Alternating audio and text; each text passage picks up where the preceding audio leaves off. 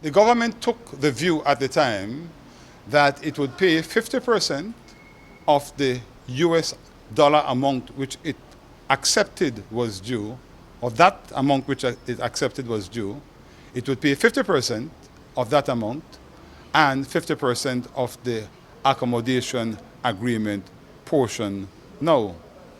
As you will recall, the settlement agreement called for two payments of 50% each. 50% year one, 50% year two. It called for the first 50% to be made purely in US dollars and purely on the assumption that what would be left in the other 50% would be sufficient to yield the accommodation agreement value. That turned out to be wrong, and therefore government decided you can't get 50% in US dollars.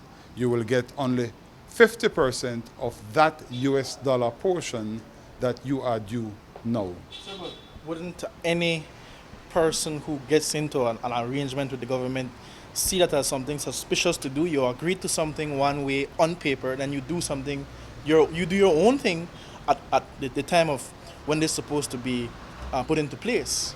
Yeah, that is one available view, but remember the other available view, which is that the agreement as it was structured could not work. As you heard Mr. Courtney submit in court, there were a number of options open to the parties, including to say this agreement is bad and unworkable. The other option was to apply to the court to rectify the agreement.